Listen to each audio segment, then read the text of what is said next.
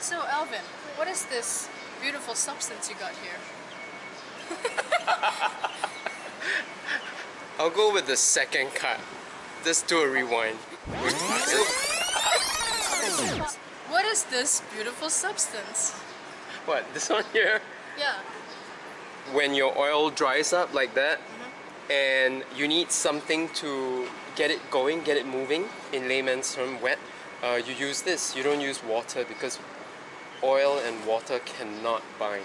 It's called medium, and for me, I use a mixture of oil and something synthetic. It's called liquid, and I'll explain it in this video over here.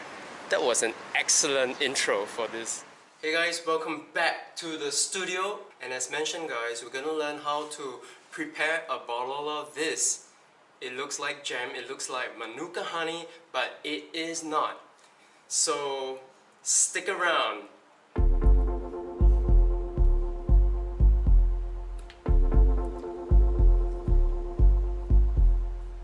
Hi guys, welcome to my studio. Today we're focusing on mediums, and the mediums that I use specifically for my plein air or during my oil painting sessions. So what's a medium? A medium is usually a liquid that is added to oil paints to thin it down to the right consistency.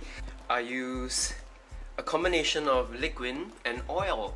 Liquid is synthetic, and what it says here, it speeds drying, so it actually helps with the speed or the rate of drying, especially when I'm doing plein air outdoors.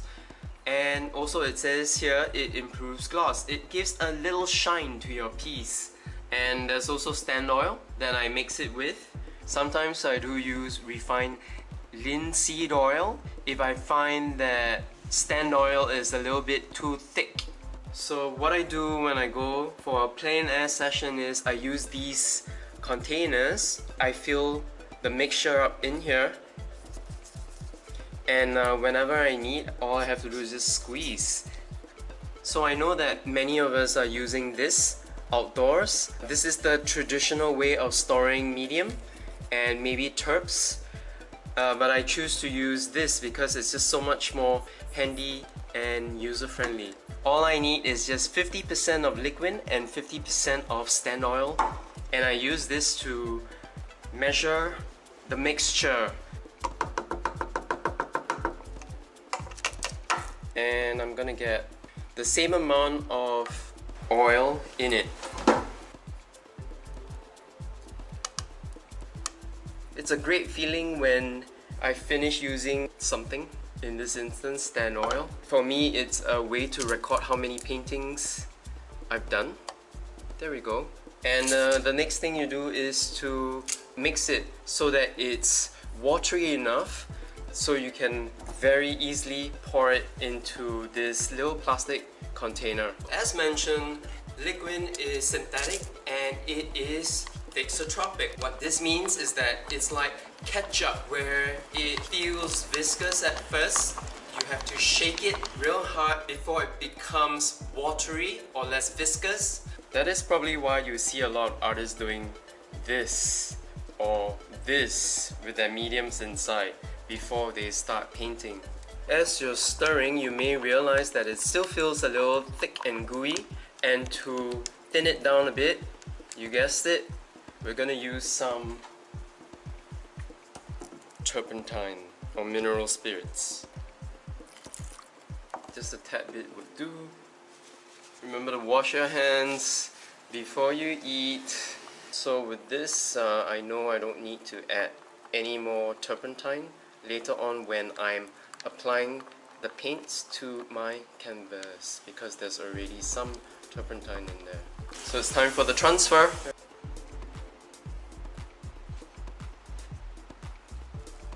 I normally don't fill it up to the top so that after capping it, it gives that little pocket of air for the mixture to really mix in there. This bottle would last me about 30 sessions, 30. When I complete one, I know I've done approximately 30 paintings at 9 by 12.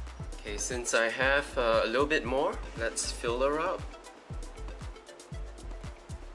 and perfect. I managed to fill 2 bottles up with that mixture that I just mixed. One would be left in the studio, the other one would be for plein air. Okay, here's another tip. You know, when you buy these containers with these safety catches, and sometimes you try so hard and it doesn't open. Some of us would use a cloth wrapped around it. Some of us would use a rubber band to tie around it. And if it still doesn't budge, this is what you can do. Sometimes the ingredients might have dried up over on the inside of the cap. So what you can do is to use a hammer and